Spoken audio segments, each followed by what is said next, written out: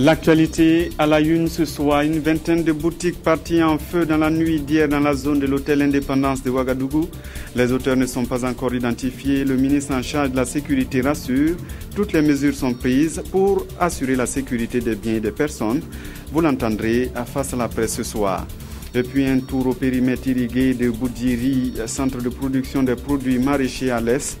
Le périmètre n'arrive pourtant pas à exploiter tout son potentiel faute aux aménagements. Une de nos équipes a fait un tour sur place à suivre dans cette édition. Bonsoir à tous et merci de suivre les 20h de la télévision de Burkina. Encore des boutiques incendiées dans la ville de Ouagadougou. Cette fois, c'était aux alentours de l'hôtel Indépendance. Au total, 23 ont été emportés par le feu. Constat sur place, Souleymane Sanou, Tanga, Robert Kafando. De la ferraille, des résidus de tissus et de papier, c'est ce qui reste du restaurant, de la boutique et du secrétariat public à cet endroit de l'avenue Ouaribou Médienne, non loin du feu de la DGCOP. L'incendie est survenu dans la nuit du dimanche à lundi dernier et les victimes privilégient la source criminelle. Moi, j'étais là à 20h dimanche avec mes enfants. J'ai pris la voiture, j'ai rentré avec mes enfants. Et madame s'apprêtait de rentrer. Il y a deux gars qui sont venus demander à madame, on a faim, donnez-nous à manger. Madame l'a servi. Ils sont mangés. Après, madame, elle voit le vigile de la pharmacie qui est venu dire, madame, vite, il y a le feu qui a déclaré dans la boutique de M. Issa Koubri, le photocopieur, que le feu a pris là-bas. Madame a essayé d'appeler les pompiers, ça ne répond pas. Elle a pris sa voiture, aller sur place, et lui dire voilà, il faut venir vite. Le temps qu'il est venu, le feu a ravagé tout. Le ministre en charge de la sécurité est venu apporter le soutien du gouvernement aux victimes et les services de la mairie procédaient au nettoyage des lieux. À notre passage ce mardi. Une enquête a été ouverte pour situer les responsabilités, mais le ministre Simon Compaoré, ministre en charge de la sécurité, rassure face à la presse. Selon lui, des mesures sont prises pour mettre fin à ces genres de pratiques. Mokhtar Ouedraogo, Ruth Biniwatara. 23, c'est le nombre d'incendies recensés par la police scientifique de janvier à ce début de mois de mars. Le dernier en date est celui des boutiques jouxtant le mur du ministère de l'Environnement face à l'hôtel Azalaï. Une catastrophe intervenue dimanche dernier est liée à un dysfonctionnement électrique parti de la boutique de vente de boissons, selon le directeur de la police scientifique. Dans les 23 cas d'incendie, on a pu noter ici 11 cas d'incendie liés à un dysfonctionnement électrique et 11 cas d'incendie liés à une intervention humaine. Un cas lié ici on n'a pas pu déterminer les causes parce qu'on allait trouver le propriétaire avait déjà nettoyé les lieux. C'est aussi ce problème de dysfonctionnement électrique qui est la cause de l'incendie au marché dit 14 Yard. Le ministre Simon Compaoré, à travers cette rencontre avec les journalistes, tient à ce que la population ait l'information et la bonne afin d'éviter toute interprétation. On ne va pas apeurer les citoyens, c'est pour ça qu'on communique. Nous invitons des gestionnaires des marchés du Burkina et dans les grandes villes notamment, continuer à observer les mesures sécuritaires que nous avons dit de mettre en place et nous allons continuer les patrouilles, les veilles et nous allons continuer également à regarder de très près. Actualité oblige, les dernières informations font état d'un catéchiste ayant été séquestré à Léo dans le village de Boutiroux par les Kogluego. Nous voulons les rencontrer ici et pour en savoir davantage. Nous allons rester responsables jusqu'au bout. Responsables jusqu'au bout en faisant en sorte que à chaque fois nous puissions prendre les mesures qui s'imposent. Que fera l'État pour mettre fin aux dérives qui se font nombreuses de ces associations d'autodéfense? Nous parlons peu, mais travaillons beaucoup et vous le constaterez dans l'avenir, dixit Simon Compaoré. La sécurité, justement, la santé, l'éducation, l'agriculture ou encore l'énergie solaire, ce sont là les domaines d'intervention du Luxembourg depuis 20 ans au Burkina. Le ministre luxembourgeois de la coopération et de l'action humanitaire en a parlé avec le président du Faso, le président de l'Assemblée nationale et le Premier ministre aujourd'hui. Il a aussi évoqué la question de la coopération entre la coopération parlementaire avec le président de l'Assemblée nationale, Jean Zongo Aboubakar Sagnon. Poignée de main entre le président du Faso et le ministre luxembourgeois de la coopération et de l'action humanitaire. Roch-Marc Christian Caboret et Romain Schneider ont discuté du renforcement des relations bilatérales vieilles de 20 ans. Ils ont surtout passé en revue les projets et programmes financés par le gouvernement du Grand-Duché de Luxembourg. Ces projets concernent la protection sociale, l'éducation, la création d'emplois et bien d'autres volets. Le volet de la santé, où hier j'ai eu la chance également d'inaugurer le nouveau centre régional de transfusion sanguine, ensemble avec les ministres de la Santé. Et je crois que là, c'est une grande opportunité surtout pour la population vulnérable, que sont surtout les femmes et les enfants. Troisième volet, c'est celui de la résolution de la problématique de l'eau potable, mais également surtout le problème de l'énergie. Et là, faisons recours aux énergies renouvelables, par exemple le solaire, qui peut être une solution vraiment efficace. On a également parlé de l'agriculture, et qui pour moi est toujours quelque chose de très important. Et là, on a passé en revue un peu les différentes actions qu'on peut faire. À l'hémicycle, le ministre luxembourgeois et le président de l'Assemblée nationale ont également révisité les grands axes de la coopération entre les deux pays. Coopération qui va se poursuivre à travers le 3e programme éducatif qui met particulièrement l'accent sur le développement des nouvelles technologies de l'information et de la communication. Les orientations du gouvernement Thiéba et l'aide au développement accordée par le Luxembourg au Burkina Faso et dont le montant varie entre 6 et 8 milliards de francs CFA étaient au menu des échanges à la primature. Le chef du gouvernement, Paul Kaba Thiéba, s'est également entretenu avec le représentant du Fonds des Nations Unies pour l'enfance, UNICEF. Paul Kaba Thiéba et Marc Rubin ont discuté des priorités du gouvernement burkinabé et du soutien que le système des Nations Unies peut apporter à l'État burkinabé. C'est le vœu du président du Faso, réformer l'armée. Les travaux ont été lancés ce matin par une conférence publique sur le militaire et la politique, occasion pour le professeur Augustin Loada, conférencier, d'insister sur le fait que le militaire ne doit pas s'ingérer dans la chose politique. Issa Kafando, Mounira Kéré. Le militaire et la politique. C'est le thème développé au cours de cette conférence. Depuis sa création en 1960, l'armée a toujours été présente dans la gestion du pouvoir d'État au Burkina. Et pour preuve, 6 des 9 chefs d'État qu'a connu le pays sont des militaires. Selon le conférencier, plusieurs facteurs expliquent cette ingérence de l'armée dans les affaires politiques. Il y a d'abord les divisions au sein de la classe politique et qui a tendance à recourir à l'armée pour arbitrer ces conflits. Voilà.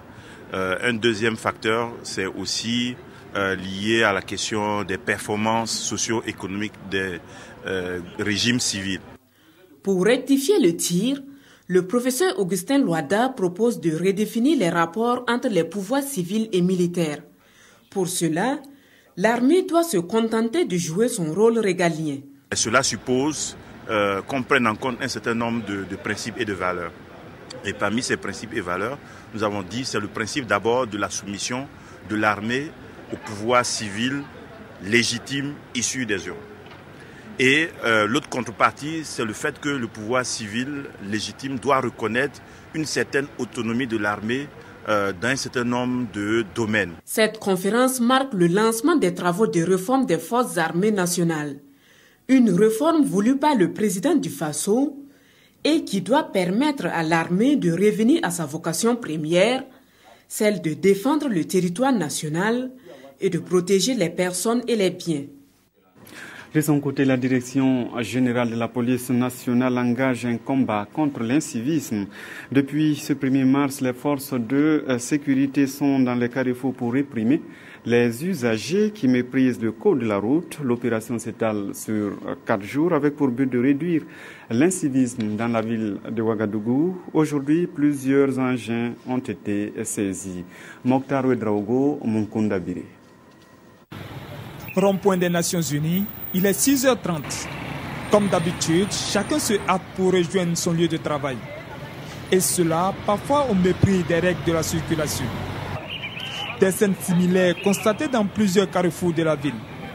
Et il faut parfois user des tacts pour imposer l'ordre. Comme la voie est petite là, et l'autre côté là c'était encombré. Et que moi aussi j'ai vu un passage facile de l'autre côté. Et je n'ai pas respecté le rond-point. Moi, je suis arrêté, il vient que de ma moto. À ce moment, il y a au moins 6 personnes, au moins 7 personnes qui a bu le feu là. Moi, je suis toujours là arrêté, je vois feu là. Toi, tu viens que d'éteindre ma moto là, pourquoi? Je dis, c'est pas bon, chef. Je dis, excusez-moi, je suis pressé. Que non, comment ça fait par là que d'éteindre mon moto là? Je dis quoi? Pour les différentes infractions, les usagers ont vu leurs engins saisis par les forces de l'ordre.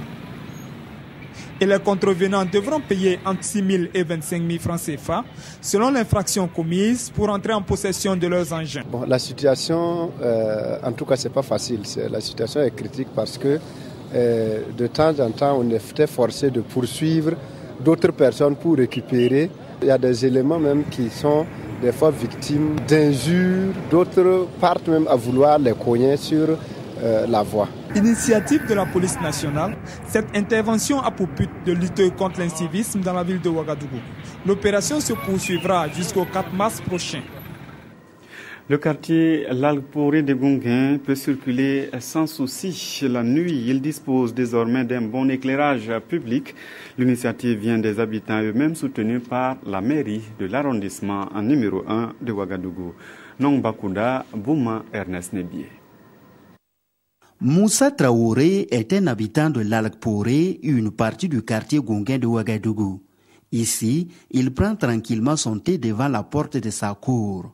Il est 20h, chose qu'il n'osait pas faire il y a quelques jours à cause des malfrats qui profitaient de l'obscurité pour séquestrer ou passer au pire pour dépouiller les habitants du quartier de leurs biens. Avec cette lumière qui éclaire toutes les rues du quartier, le cauchemar est terminé. Actuellement, en tout cas, on est très fiers parce que quand même si quelqu'un est dans les carrés jusqu'à 100 mètres, tu es assis, tu le vois. Comme vous voyez, nous on est à côté du thé, ça nous fait profiter. Il n'y avait pas d'éclairage public du tout dans notre quartier. Si bien qu'il y a des agressions et même régulièrement des crimes, surtout dans sa partie qui se trouve vers le canal. C'est une initiative des habitants de Lalgporé en collaboration avec la mairie de Bascoui. Un projet d'éclairage public qui leur a coûté 31 millions de francs CFA. Face à cette insécurité, alors les habitants se sont levés comme un seul homme pour lutter contre cette insécurité. C'est ainsi que nous avons trouvé qu'il était bon d'éclairer toutes les voies du quartier parce que nous avons remarqué que les malfrats ont peur de la lumière. Une initiative bien appréciée par le ministre en charge de la sécurité intérieure, Simon Compaoré. Nous allons appeler les prochains maires de continuer cette dynamique-là et par la sensibilisation des populations. Vous voyez que tout est possible. Comme disent les Anglais, where there is a will, there is a way.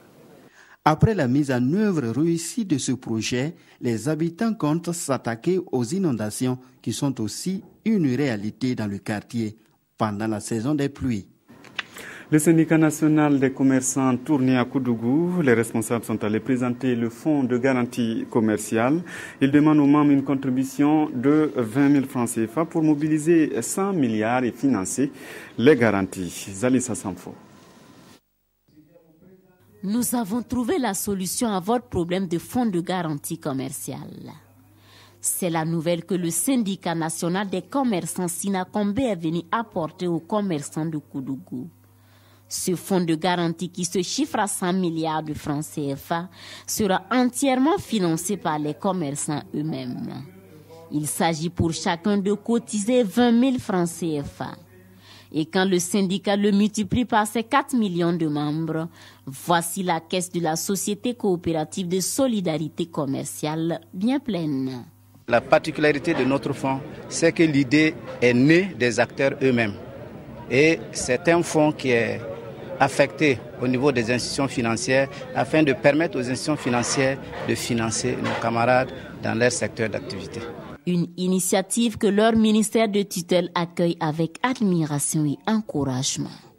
Cette initiative, nous la trouvons noble. Là, nous avons une initiative qui va certainement permettre aux acteurs de pouvoir s'adresser vers leur partenaire normal. Le Sinakombe va faire le tour des provinces pour expliquer le bien fondé de son projet avant de se donner un délai pour sa mise en œuvre. Un vaste projet lancé ce matin à Lumbila. Le projet Prospect vise une meilleure formation des enseignants. Il sera mis en œuvre par le ministère de l'Éducation nationale et de l'alphabétisation avec le soutien de la coopération japonaise. Il sera expérimenté par 2 écoles pilotes, Lumbila et Dedougou. Ibrahim Sombié, Moumouni Sobega. Le lancement du projet Prospect, projet de renforcement des stratégies et des pratiques de l'enseignement dans les centres de formation des élèves maîtres, répond à un seul besoin, celui de la recherche de la qualité de l'éducation à travers une formation adéquate du personnel enseignant. L'enseignant, il est formé au niveau de l'école, mais durant toute sa carrière, il a un ensemble de méthodes et de techniques qu'il applique pour s'assurer que l'enfant acquiert les connaissances qu'il devrait acquérir. Jusqu'à présent, on n'avait pas ce lien entre le terrain et les écoles de formation. Donc le projet Prospect veut mettre en lien ces deux. Le projet Prospect est une initiative du gouvernement burkinabé et de la JICA. Il entre dans le cadre du programme BES, le volet éducation de la coopération japonaise d'une valeur de 26 milliards de francs CFA. Maintenant, une autre étape, c'est-à-dire augmenter, améliorer la qualité de l'éducation. Nous allons envoyer 5 experts et puis ensemble avec notre collègue burkinabé, nous allons essayer d'attaquer ce défi. Le représentant du ministre de l'Éducation nationale et de l'alphabétisation a salué le lancement de ces projets qui va, selon lui, contribuer à améliorer l'offre éducative. Pour sa mise en œuvre, les élèves de Lumbila et de Dedougou sont retenus comme école pilote. Zoom à présent sur le périmètre irrigué de Boudiri dans la région de l'Est. Aménagé en 1978, il fait face à des difficultés qui freinent son exploitation. Le périmètre permet pourtant de ravitailler Diapaga et Kantiari en produits maraîchers. Aimé Douamba, Isaka, Suleiman Diallo, Mamadi Wedraogo. Des choux, de la tomate, de la pomme de terre, ce sont là quelques spéculations produites sur ce périmètre irrigué de Boudjiri dans la commune de Kantiari. Concernant les oignons, nous faisons un rendement de 20 à 25 tonnes à l'hectare. Le poivron, 40 à 50 tonnes à l'hectare, de même que les choux. Et la patate douce, 50 à 60 tonnes à l'hectare. Sur cette superficie de 25 hectares, près de 300 maraîchers, dont 80 femmes, tentent tant bien que mal de subvenir à leurs besoins. Je produis du nébier, du maïs et ce travail m'aide beaucoup. J'arrive à subvenir à mes besoins et à ceux de mes enfants. Grâce à cette activité, j'arrive à honorer la scolarité de mes enfants. Cependant, tout n'est pas rose pour ces exploitants. La difficulté majeure est l'insuffisance d'eau dans le périmètre et la vétusté de notre matériel. Nous n'arrivons plus à exploiter de grandes superficies, surtout avec l'arrivée des jeunes maraîchers et enfin l'inaccessibilité des intrants. Une tendance que la direction provinciale en charge de l'agriculture de la Tapoa tente de renverser à travers des conseils techniques. Nous mettons l'accent sur la production de la fumure organique. Nous appuyons également les producteurs dans l'utilisation des extraits à queue du tabac, les extraits à queue du piment et les extraits à queue des grains de Nîmes. Le périmètre irrigué de Boudjeri ravitaille les marchés de Diapaga, Kantchari, Fadangourma et parfois quelques marchés des pays voisins du Burkina Faso. Aménagé depuis 1978, l'objectif de ce périmètre est de lutter contre l'insécurité alimentaire et d'améliorer les conditions de vie des populations en milieu rural. Un nouveau centre pour la transfusion sanguine. Au Burkina, il a une capacité de traitement de 100 000 poches par an. Situé à Tengandogo, il a été réalisé avec le soutien de Luxembourg. Ibrahim Sombier, Arunamari.